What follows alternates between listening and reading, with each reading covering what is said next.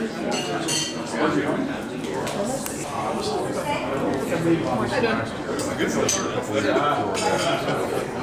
is my first one. Oh, it's all right.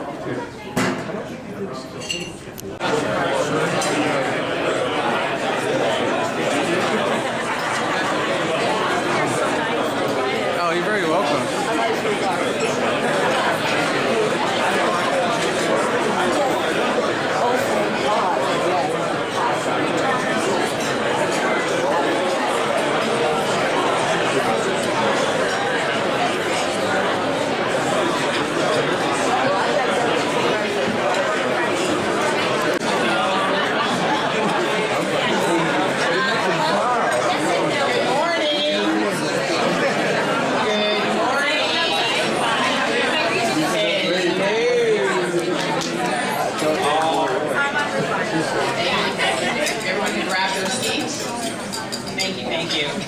So I want to go ahead and welcome everyone to the Economic Outlook for 2018.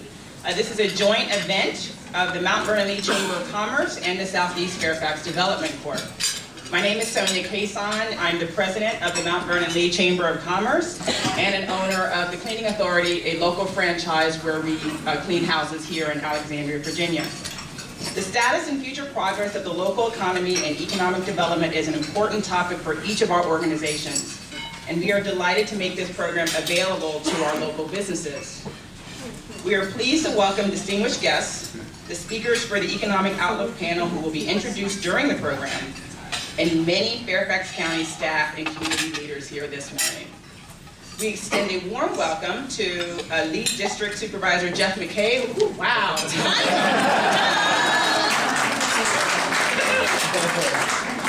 Mount Vernon Supervisor Dan Stork.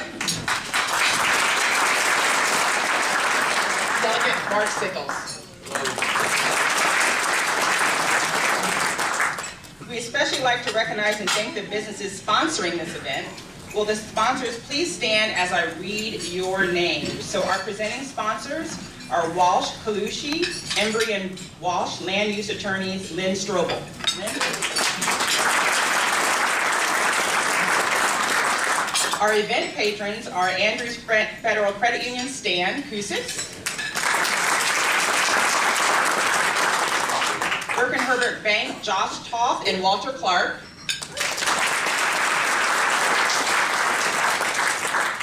Christopher Consultants, Mike Kitchen.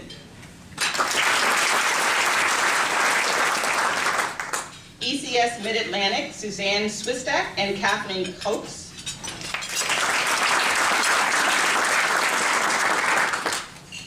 Kanuni, Jonathan Bondi.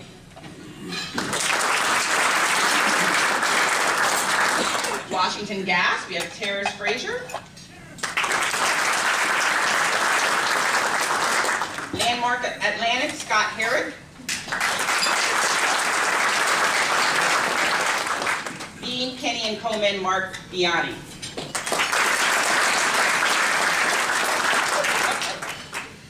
Event benefactors are Baywood Hotels, June Pricer. For construction, we have Rob Mooney. Triad Engineering, we have Mike Sawyers.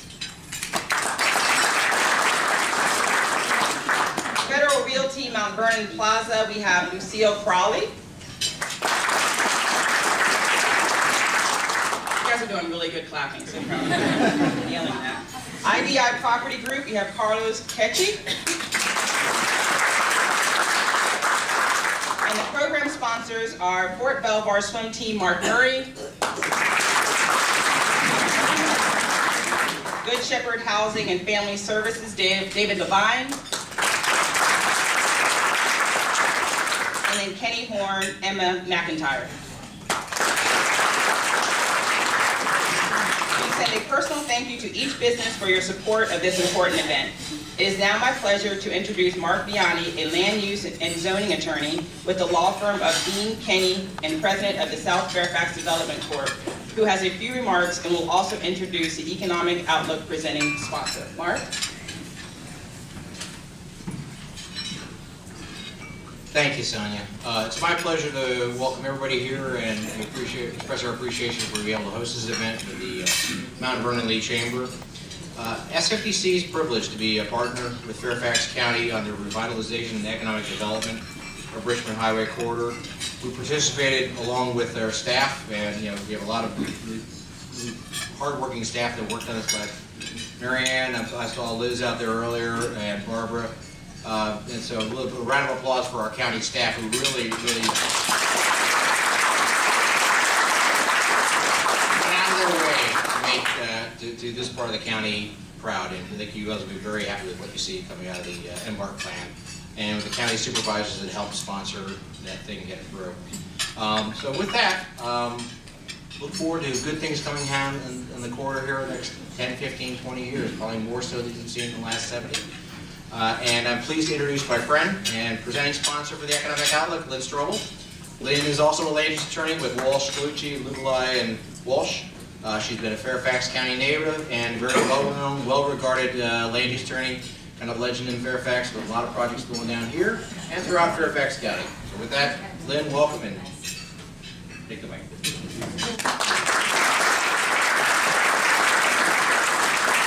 Good morning, everyone. I would like to add my welcome to you for being here.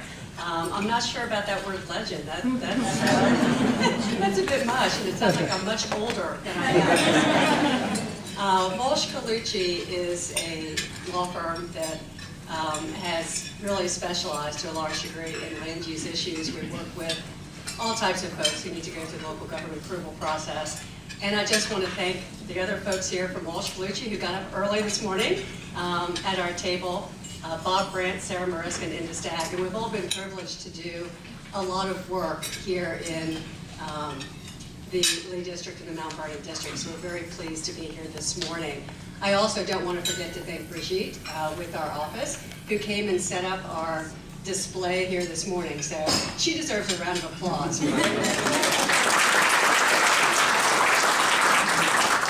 So with that, I will let the day proceed. I just want to thank Edith Kelleher and also Holly Doherty for all the work that they do, not only for this event, but all year long. They do a terrific job, and I think have really helped make a difference down here in the Richmond Highway Corridor. So thanks to them. Thank you.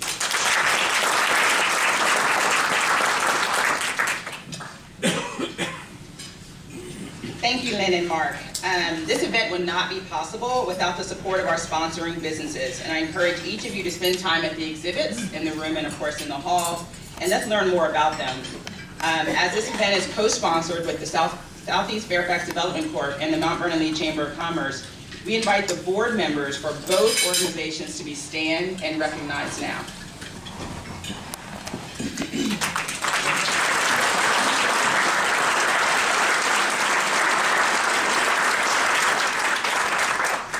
There are 4 presentations today, and after all of these presentations, there will be time for questions from the audience. We ask that you write your questions on the notes on the cards provided on each table, and then give the card to me or to Holly, our Executive Director of the Chamber of Commerce. This way we can eliminate any duplication of questions and make the best use of the time that we have. Scott Stroh, the Executive Director of Gunston Hall and Chairman of the Mount Vernon-Lee Chamber of Commerce, will now make a special introduction. Thank you, Sonia, and thank you all very, very much for being here. It is great to see so many leaders, friends, and neighbors here with us this evening, and thank you all very, very much. Our Chamber vision is for a vibrant community enriched and supported by strong businesses. Therefore, as we welcome all of you here this morning, against the backdrop of the information that our distinguished panel will share, and also against the background of the Embark process, we're searching for ways to leverage our economic assets like Fort Belvoir and many other sites, and encourage greater economic development in the Mount Vernon and Lee districts. A historical figure with whom I am quite familiar, George Mason, might not have used a term like leveraging economic assets, but he was almost certainly familiar with the need to streamline processes, which is another of the goals and objectives of our Chamber of Commerce. Of course, we all know there's nothing quite as complex as the process of streamlining and simplification, particularly when it refers to regulations and approvals. But behind these words lies a strategy for attracting new investment, whether from existing businesses or new ones. and therefore generating new opportunities for employment and enrichment in our community. It is now my great honor to introduce former Congressman Tom Davis, who has graciously agreed to moderate this event. Tom Davis currently serves as Deloitte's Director for Government Affairs in Washington, D.C. He is a former 7-term member of the U.S. House of Representatives, where he served 2 successful cycles as chairman of the House Republican Campaign Committee. He also served as chairman of the House Government Reform and Oversight Committee, where he, among other things, presided over baseball's steroid hearings and authored over 100 bills that became law. Known as a brilliant political strategist, Tom has twice won National Journal's Political Genius Award and is a frequent guest on cable television. Tom is also an adjunct professor of political science at George Mason University in Fairfax, Virginia, where he also serves as rector, which is the chairman of the Board of Visitors. Tom is co-author of The Partisan Divide with former Democratic campaign chair Martin Frost, and also the Almanac of American Politics. Please join me in welcoming and honoring Tom Davis for being here with us today. Thank you.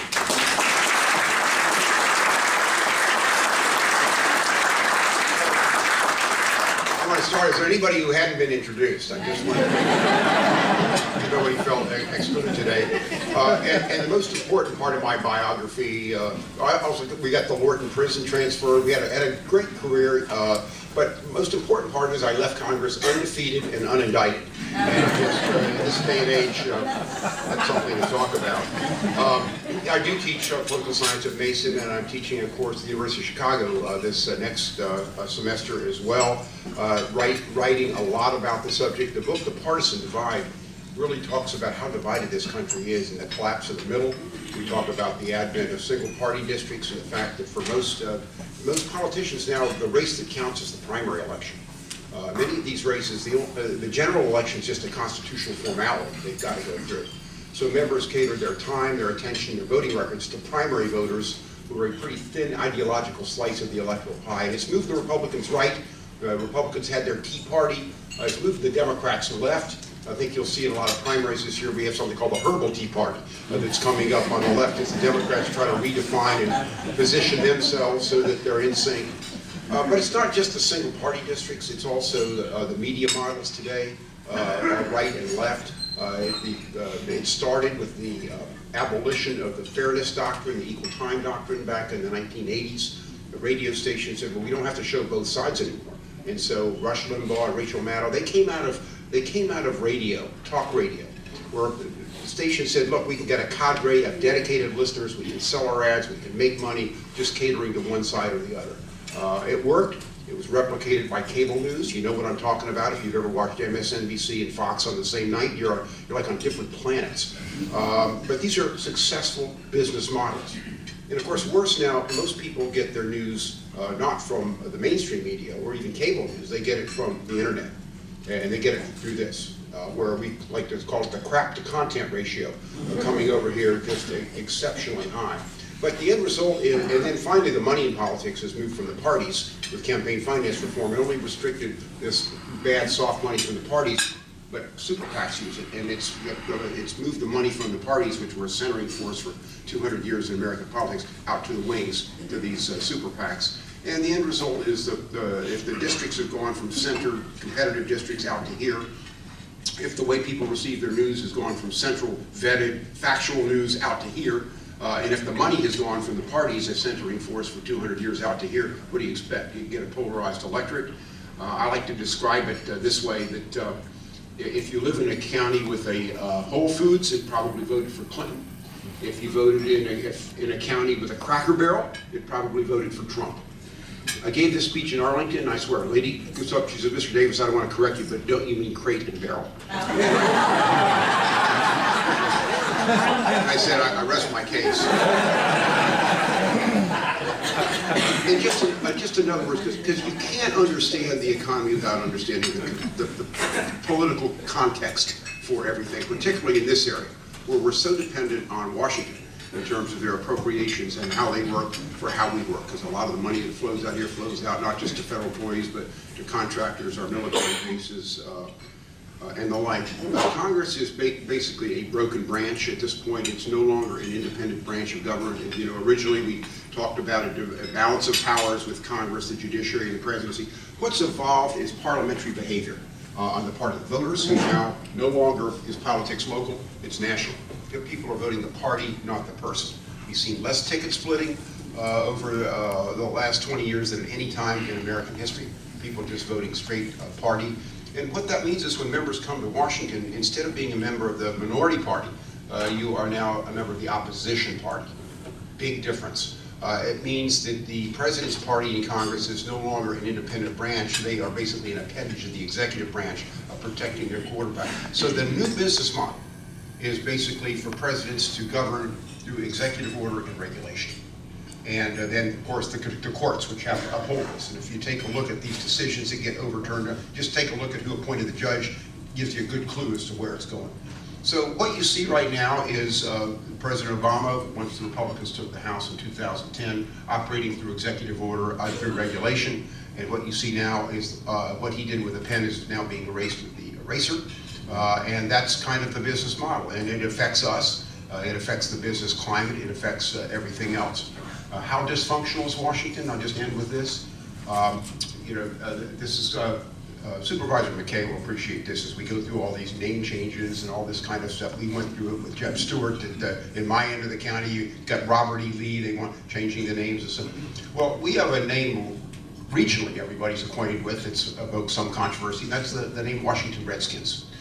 And Dan Snyder was cornered in a press conference a couple of months ago. I don't know if you caught this. That wasn't the team Washington Redskins offensive, wasn't it polarizing, wasn't it divisive?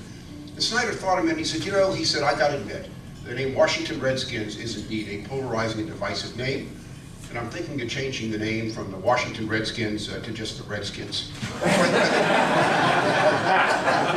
I think that kind of put it all into context. Look, our first presenter this morning is Dr. Terry Clower.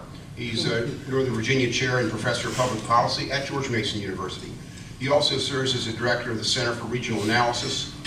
Prior to joining George Mason, he was Director of the Center for Economic Development and Research at the University of North Texas. In fact, two of our speakers today come from Texas. And just to give you the local context, I don't know if you know this, but George Washington was born in Texas. You didn't know that? I mean, when he was 12 years old, his father went to him and said, George, did you chop down the cherry tree? And he said, Father, I cannot tell a lie.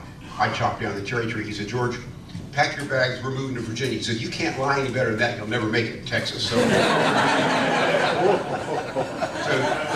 Dr. Clower spent 10 years employed in private industry, in logistics and transportation management positions. He's authored or co-authored more than 120 articles, book chapters, research reports reflecting experience in economic and community development, economic and fiscal impact analysis, transportation, land use planning, housing, and economic forecasting. The format today is each of our presenters will be given 15 to 20 minutes to speak, and then we'll hold questions until the end. So, Dr. Clower, start it off. Thanks for being here. Thank you.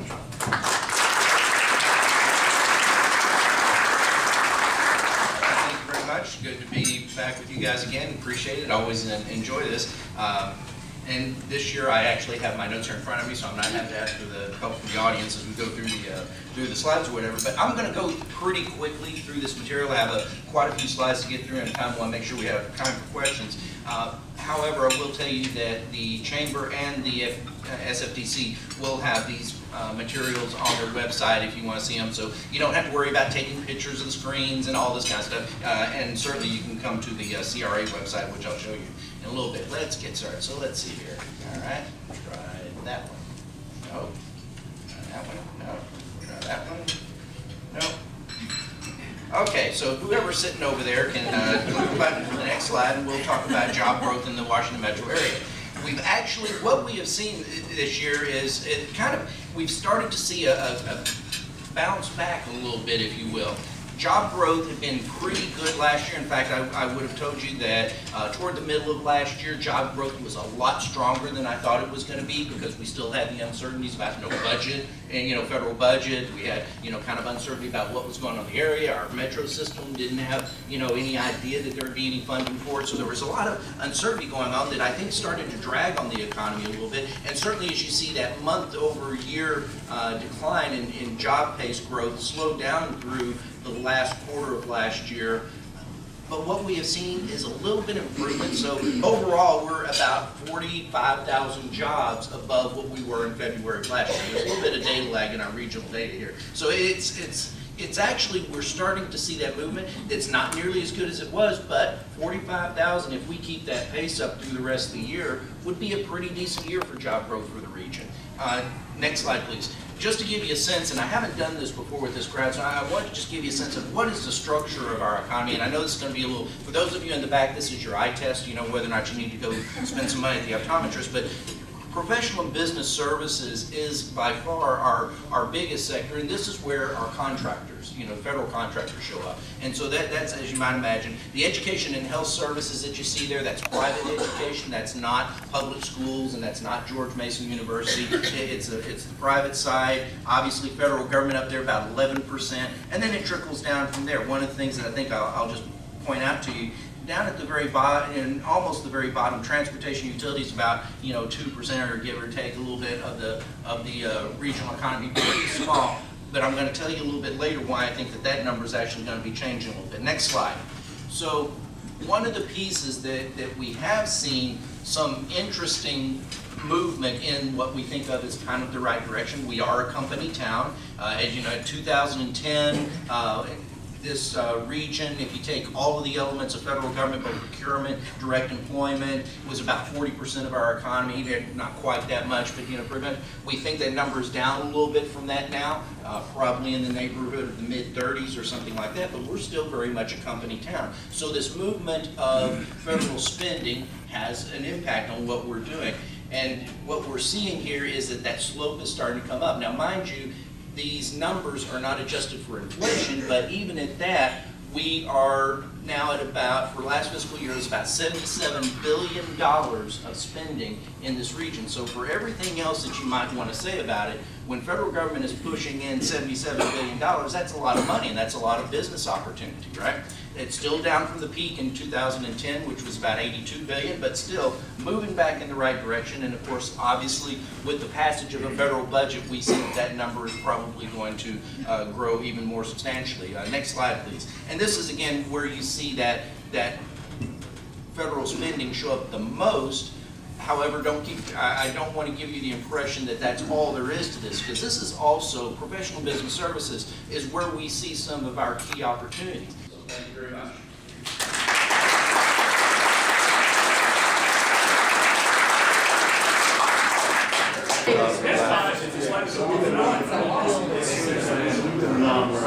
Yeah, everything's safe, everyone's okay.